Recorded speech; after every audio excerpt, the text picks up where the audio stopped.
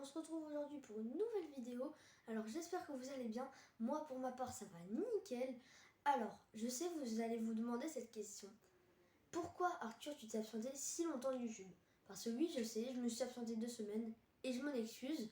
Mais je vais vous expliquer pourquoi. C'est car j'ai voulu réfléchir à des projets pour la chaîne.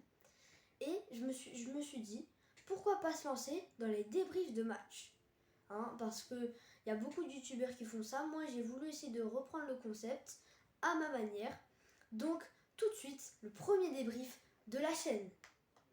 Et pour commencer ce débrief, vous le savez comme je le sais, je suis obligée de parler de mon équipe de cœur, le FC Metz, d'où maillot. Une victoire, la première victoire de la saison contre Clermont. Mikotadze nous allait délivrer sur une glissade de Florian Auger. Et ça, franchement, ça fait plaisir. Alors par contre, vous allez le voir sur les statistiques que je vais vous afficher ici, on s'est bien fait dominer. On s'est fait dominer, mais moi, mon avis sur le match, c'est que je pense quand même que c'est une victoire essentielle. Faut surtout regarder la victoire, surtout que Clermont, on le sait, ils sont dans le mal. On le rappelle, ils sont derniers maintenant. Enfin, depuis le début du championnat d'ailleurs. Mais oui, franchement, Metz, bravo. On le savait, Clermont, ils sont en difficulté, je le redis, voilà. Mais ça fait du bien, une victoire. Surtout contre une équipe qui est comme nous, le maintien. Ils visent le maintien surtout. Donc franchement, moi je suis content. Parce que dernier but de Mikotadze, car à l'heure où je tourne cette vidéo, Mikotadze a signé à l'Ajax Amsterdam. Je vais vous en parler sur la fin, sur la partie mercato. Mais heureusement, Mikotadze nous délivre pour la dernière fois. L'image, moi, que j'aurais retenue du match aussi, c'est surtout au moment où il va voir les supporters, il leur dit, écoutez, cette année, c'est ma dernière, ce match-là, c'est mon dernier. J'ai failli un peu pleurer parce que c'est triste de laisser un poulain partir de la maison. On sait, pour Metz, Mikotadze, c'était un joueur vraiment essentiel. Donc franchement, moi, je suis content pour lui.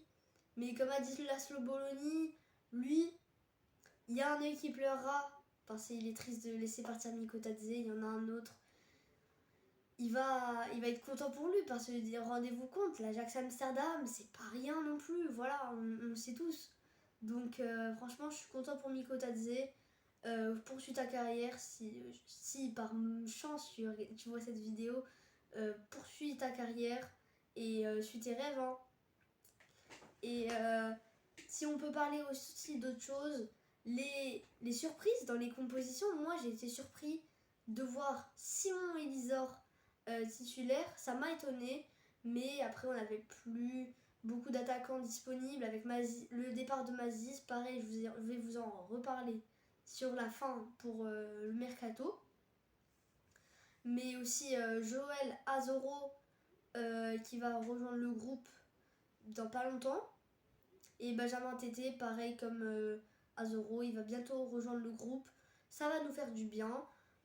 C'est des attaquants qui ont l'expérience. Et à l'heure où je tourne cette vidéo, Kevin Van Den Kerkhoff, signature imminente de Bastia à Metz. Pareil, je passe une grosse dédicace à un pote qui pour Bastia. Justement, je parle de Van Den Kerkhoff qui était pisté par Lens, Saint-Etienne, mais au final qui va signer à Metz pour 2,5 millions d'euros. Et si vous voulez, là, je vous affiche les compositions Clermont-Metz. Alors là, on a celle de Clermont, on voit, ouais, et celle de Metz. Ouais, il n'y a pas grand-chose qui change dans les compositions. On le sait tous, là, c'était un match en plus pour le maintien. Voilà, fallait pas prendre trop de risques. Et maintenant, sans transition, le débrief de Marseille-Brest. Donc vous l'aurez compris, on va parler de Marseille-Brest. Alors, franchement, moi, si je peux donner mon avis, moi j'ai trouvé que c'était un super match à regarder. Franchement, on s'est pas déplu. On a vu un Vélodrome bouillant, bon, comme d'habitude aussi, j'ai envie de vous dire. Plein de tifos partout, guichet fermé, c'était vraiment un match incroyable. J'abuse un peu en disant incroyable, mais genre dans l'ambiance. Pour moi, c'était franchement une ambiance incroyable.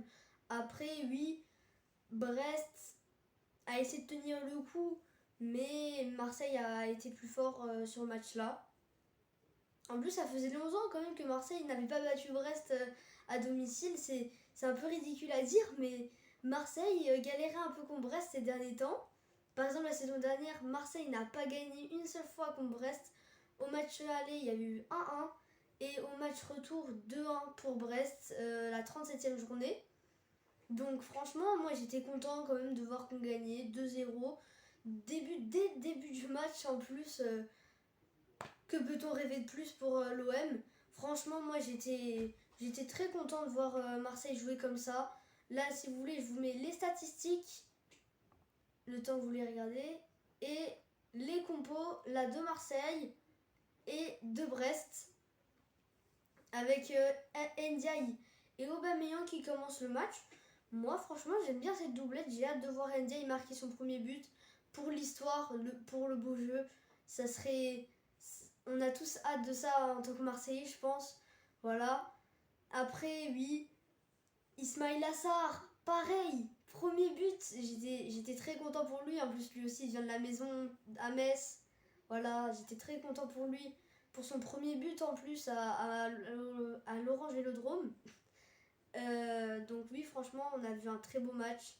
Et j'ai hâte de revoir ça à Marseille parce que ça serait intéressant de revoir des matchs comme ça dans la durée. Mais je pense que oui, franchement, on a fait un très bon match.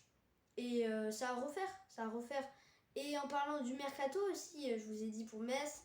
Là, je vais vous dire pour Marseille, Joaquin Correa a été présenté à l'Orange Vélodrome. Alors franchement, c'était aussi pareil, une très belle présentation. Et oui, franchement, les supporters, ils étaient en feu. Je sais pas qu'est-ce qu'ils ont les supporters de Marseille, mais à chaque match, on a des trucs de fou. Rendez-vous compte quand même, hein. Juste Marseille-Brest. Contre Brest, enfin, j'ai rien contre Brest, mais c'est pas non plus les matchs hyper importants, genre voilà. Et on a plus de 65 000 spectateurs qui sont là. C'est quelque chose de fou. C'est fou. Et avant de passer au dernier débrief, je vous donne le chiffre du match qui a été battu. Marseille a battu si je peux appeler ça un record. Enfin, du coup non, c'est pas vraiment un record là. C'est le premier clean sheet au Vélodrome de l'OM en 2023. Ça, là par contre là je peux rien dire pour Marseille. Là, ça c'est dur quand même. Mais comme je viens de vous le dire, passons au prochain débrief. Et maintenant, pour conclure le débrief, on va parler de Lyon. Et là, je ne vais chambrer personne. Je sais, je suis Marseillais, mais là, je vais chambrer personne car même moi, ça me rend un peu triste pour Lyon. La situation de l'OL est aujourd'hui, et on peut dire quand même un peu grave, sur les 3 premiers matchs, aucune victoire. Donc rendez-vous compte, même Metz, ça fait mieux. Même Metz, ça fait mieux. Lyon est sur 2 défaites, 2-1 contre Strasbourg et 4-1 contre Montpellier, et un match nul 0-0 à Nice. Alors moi je vais vous dire déjà un petit peu qu'est-ce que les joueurs lyonnais et l'entraîneur en pensent. Alors moi déjà j'ai vu tous les interviews d'après-match des joueurs de Lyon et du Laurent Blanc. Alors déjà, premier match, on voit Ryan Cherki très énervé quand même de perdre à la Méno. Ça fait mal surtout pour le premier match. Là, on peut le comprendre. En plus, ouais, à Lyon, en ce moment, c'est dur avec Barcola sur le départ à Paris. Alors déjà, à l'heure où je tourne la vidéo, encore une fois, on m'a annoncé un accord entre Lyon et le PSG pour Bradley Barcola. Donc, la signature sent bon pour la fin du mercato. En parlant de Barcola, cette saison, il a un peu la tête dans les nuages. 25% de dribble réussi. Et ça se voit qu'il a envie du départ. Partira pas. Alors là, comme je viens de vous le dire, il va peut-être normalement même partir à Paris. Mais à Lyon, on peut toujours espérer, voilà. Et maintenant, on va aussi parler des paroles fortes quand même de Cacré, qui a déclaré, je cite, après Lyon-Montpellier, que aujourd'hui 4 buts, c'était grave. et que pour lui, Lyon aujourd'hui est nul tout simplement. C'est pas moi qui le dis, hein, c'est Cacré. C'est Cacré. Cacré a dit ça. Est-ce qu'on peut dire que Lyon est en crise aujourd'hui? Dites-moi dans les commentaires. Mais pour moi, oui. Oui, Lyon est en crise. Mais j'espère pour eux quand même, parce que ça reste un club historique, que ça va s'améliorer quand même. Et enfin, Laurent Blanc a déclaré que pour lui, un match nul à Nice, c'était pas si mal. Alors là, moi, je vais vous le dire, je comprends pas du tout. Parce que certes, t'as un club en difficulté, voilà. Mais quand t'es l'Olympique Lyonnais, tu peux pas dire qu'un match nul à Nice, c'est pas si mal. Tu peux pas dire ça. Je suis désolée, Laurent Blanc. Je sais, je suis un peu personne quand même pour juger tes propos. Mais là, tu peux pas dire que c'est grave. Hein. C'est bien un match nul à Nice. Match nul. Et apparemment, en plus, hein, si Lyon fait un mauvais résultat contre Paris, Laurent Blanc apparemment va être limogé. C'est pas sûr, mais il y a de fortes chances. Donc, à vous de voir. Maintenant, là, le débrief va être fini, mais je vais vous donner quelques infos. Alors, info mercato sur les... Du coup, je vous les ai déjà dit, mais quelques-unes en France. Alors déjà, Mikotadze a été transféré à l'Ajax pour 20 millions. Youssef Maziz est parti à Louvain pour 2 millions d'euros. Van de Beek va peut-être, et ça m'a vraiment étonné, il va peut-être aller à Lorient. Lorient. Kolo Muani a séché l'entraînement car il veut absolument aller à Paris. Donc là, ça sent quand même bon pour Paris, même si on ne sait pas si ça va accepter ou pas du côté de Francfort. Voilà. Moi, même si je suis pour Marseille, j'ai quand même envie de voir Kolo Muani jouer à Paris. Ça va être intéressant de le revoir en Ligue 1 maintenant à un plus haut niveau. À voir. Même si j'aurais préféré qu'il aille à Marseille, hein, mais bon, voilà, on peut pas tout espérer. Bradley Barcola va être peut-être du coup pareil transféré à Paris pour 45 millions.